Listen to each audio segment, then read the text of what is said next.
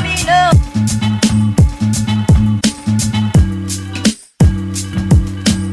All I need is you, baby, baby.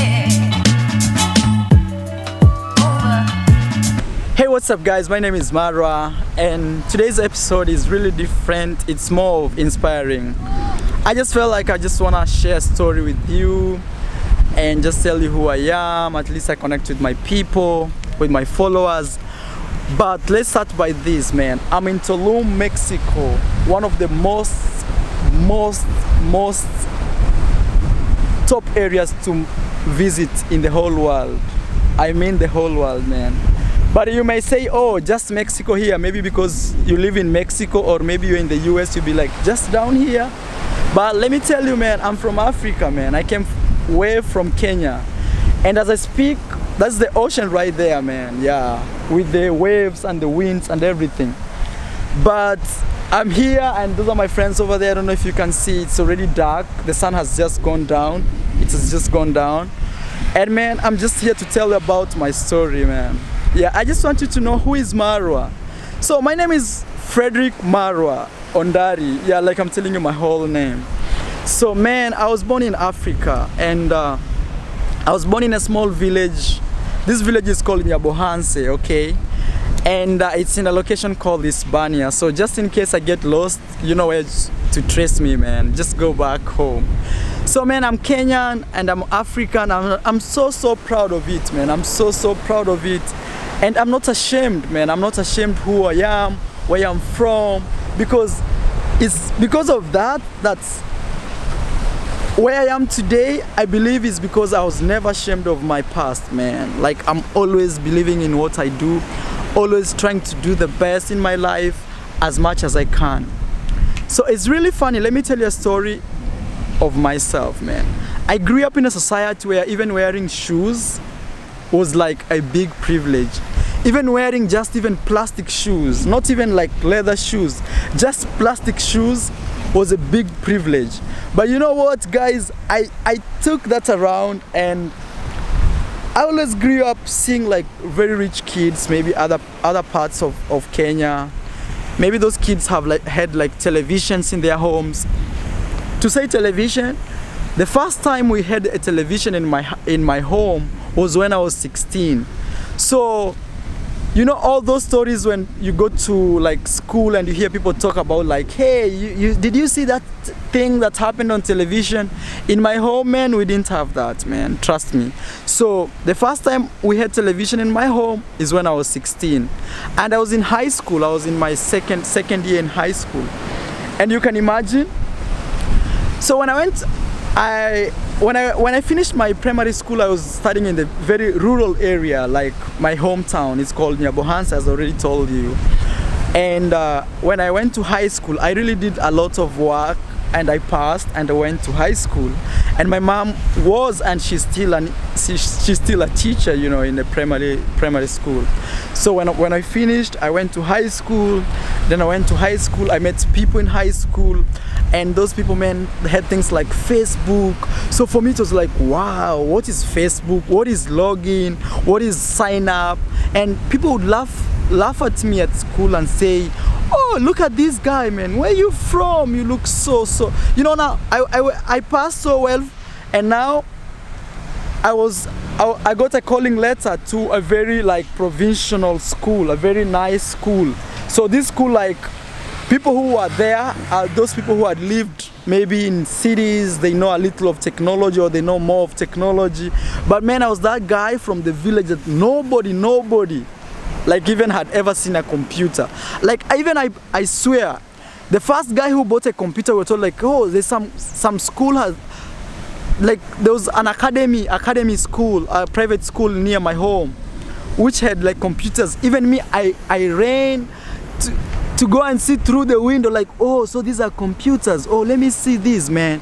Imagine you being born in a place, even a television, man, was a big deal.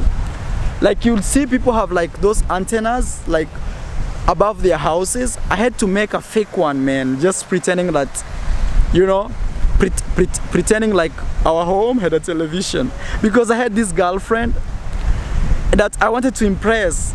And I just had to put like a fake antenna, you know, just putting those wires and just finding a long pole and just protruding it outside our home so that people could think we have a television. But the fact is, man, the first time we bought a television, I was in my second year in high school and I was 16 years, man. So you can imagine I grew up in a home where television was like, so things like electricity were never there, man. But as I speak right now, I'm in Mexico. And what am I doing here? I'm traveling as a tourist. Sometimes I meet people and people ask me, whoa, wait, are you the son of the prince? Or not the prince, the king? Are you the prince of Africa? Is your home so rich, Maro? Tell me how you make, how do you travel? How do you afford to travel and do these things? But man, for me, I smile and say, oh my God, if only they knew, if only they knew.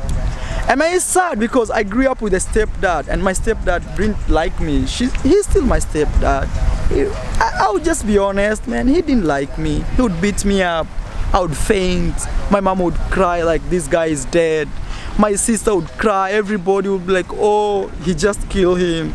I grew up with a stepdad, man, and he was really, really strict.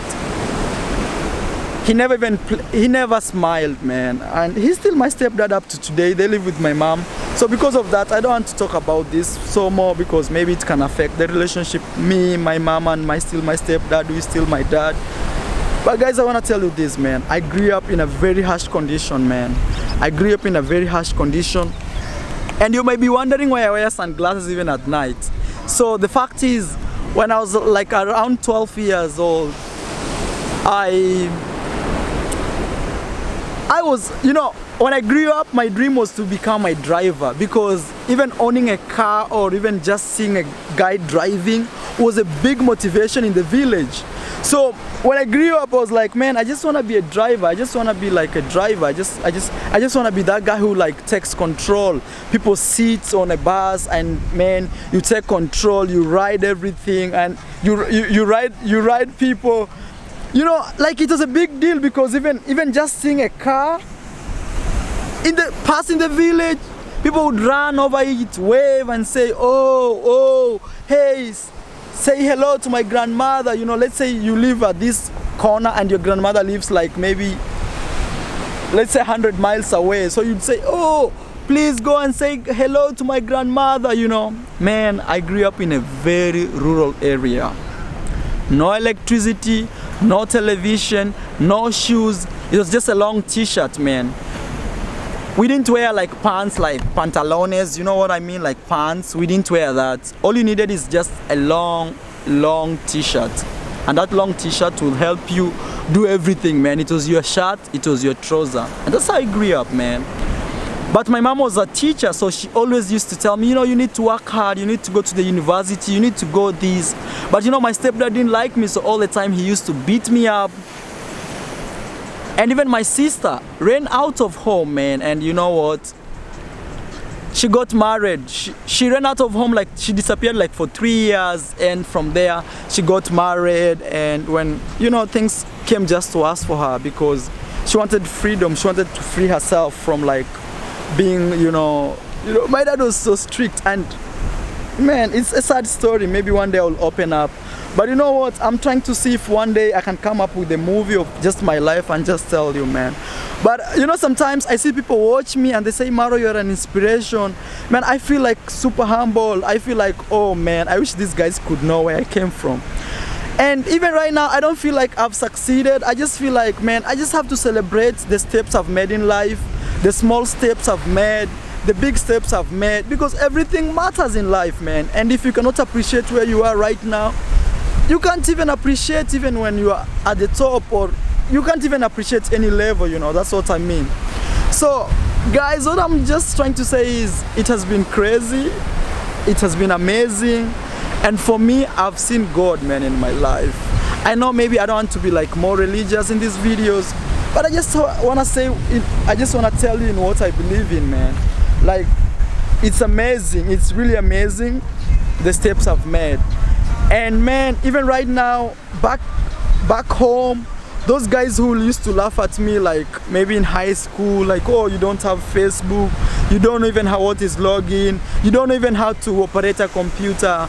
Man, right now they look at me and they say, oh, look at this guy, man. He's living that life, man. Yeah, but I know all in all is I try, man. I just try. I never felt like being born in Africa is a mistake. I just feel like it's just lack of opportunities like every person goes through, you know. But I want to challenge you, man, wherever you are, even if you're in the first class country or you're in the poor country back in Africa, man, just try, man. Just try. Don't give up. Try your best. If you're trying to look for something in your life, man, just believe in yourself. You want family, believe in yourself, man. You want that beautiful girl, go for her, man. You know, don't say, man, there's something holding you. Don't give excuses, man. Just chase it, man. Just chase it, and trust me, things will be okay, man. But one thing I wanna say is, if you strongly look for something and you put your mind, trust me, it happens, man. It happens. It's getting super dark. Those are my friends over there, like dancing. You can see that? Yeah, right there. Those are my friends. So guys, I'm gonna say, man, I just wanted to tell you a little bit about myself and you getting to know who Marwa is, so at least you guys don't, like, you know, some people come in my YouTube channel with like very negative comments. They always say, hey, go back to Africa, do this, you know, all those crazy comments. But I'm like, you know, they don't know who I am. Man, I know you can't see me even in your screens, but I'll end this video here and say, man, see you in my next one. This was just a talk. Those things that I just want to tell you about my background. At least you get to know who Marwa is, man. Thank you. Bye.